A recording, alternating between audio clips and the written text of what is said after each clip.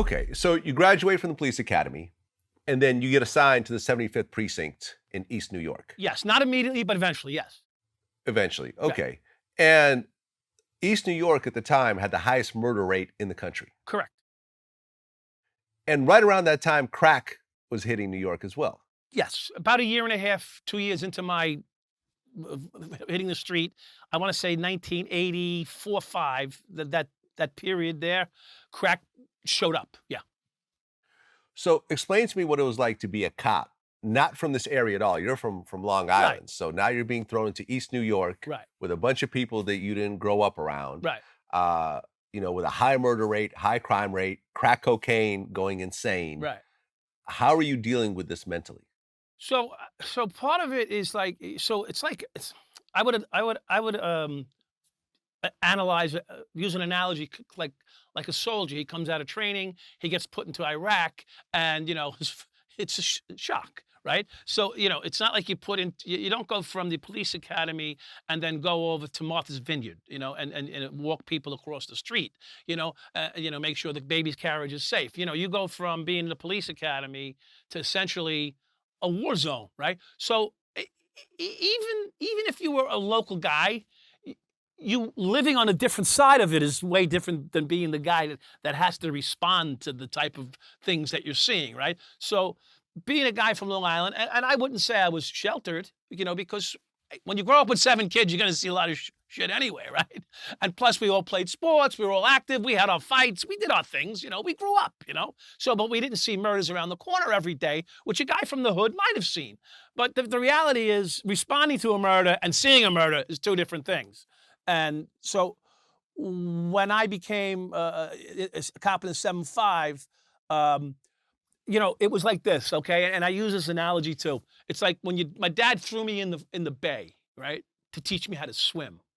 Right? He threw me in. He was there to get you if you needed to, but so it was either you sink or you swim. So here you are, pouring yourself into a situation where you better learn to swim or sink. So. And that's basically what I said. I could recall saying those words to myself. Listen, motherfucker, you better learn to swim right now or go home. One of the two. And yeah, so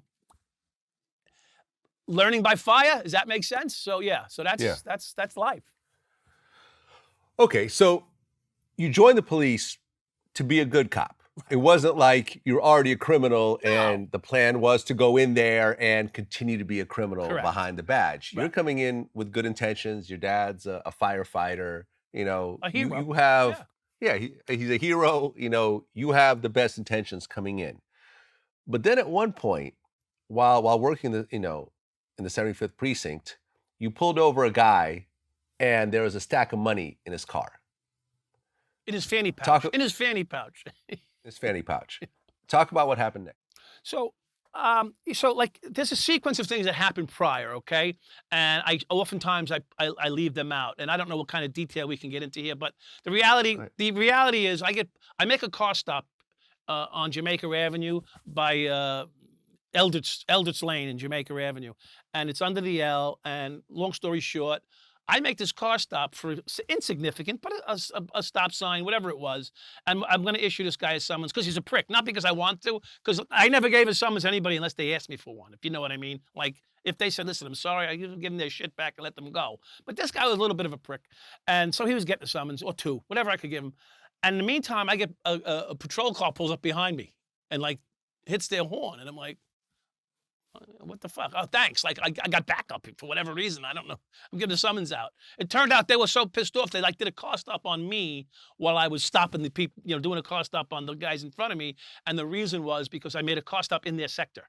So it dawned on me that it was a very hostile situation. Here I am giving a summons for legitimate infraction, and I'm getting the cops are telling me, "What the fuck are you doing here? Get out of our sector! Don't ever give a summons out in our sector again." So it snowballed in my head to say, "Why? Why do they give a shit that I'm giving a summons out here?" Now I'm not stupid. I understand, power control, location.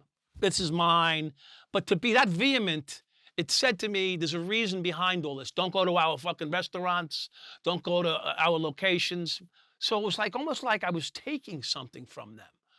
Yeah, and then when you got $6 in your pocket, you pull the next guy over a week later, and he's got a stack of hundreds like this, and no license, registration, or insurance card. And I called it the Puerto Rican mystery in the documentary, which back then that's what it was called. That's just what it was called. I love my Puerto Rican friends; they're my best. But the bottom line is that was the nickname for it because the guys from Puerto Rico would come here, and they wouldn't be required in Puerto Rico to have the same stuff that they had to have here. So that's why it was called that. And the guy had nothing but a title, like no license plates, no registration, no insurance, but he had a title to the car. So I knew it was his. So I had about $2,000-3,000 in summonses to give him and take his car. And I said, this is an opportunity where this guy's like, to me, he was like 17 or 18. He was like sort of innocent in a way, like naive. So I said, you know what? I like a lobster lunch. That could go a lot further than the tickets I'm going to give you. So he left a couple $100 on the seat of the car, and he went home, and it was like the first time I realized that there's money out here to be made, like almost legitimately. How's that sound? Like I could almost legitimately make money out here without risking any kind of additional exposure, right? I mean, now I got 150. My partner's got 150. I don't quote me on the numbers. If the guy listens to this, I don't know what he actually gave me at this point because I forget over the years. But it was the first time I realized that I could put some money in my pocket, and like after about an hour or two, I calmed down because it was a little nerve wracking, right? And then after I calmed down, I realized this is a way to make some money out here, and it became my approach due to several things along the way. The arrests we were making were pissing off the superiors. We were clogging the system with minor drug offenders, and we were getting huge amounts of overtime.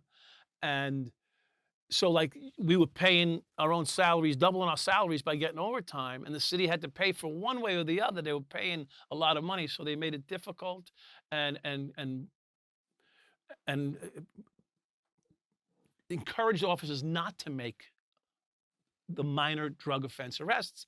So it became a self-fulfilling prophecy of, things are going to decline, right? When you tell your police officers to don't do anything, the street then becomes itself, and the laws of the street take over.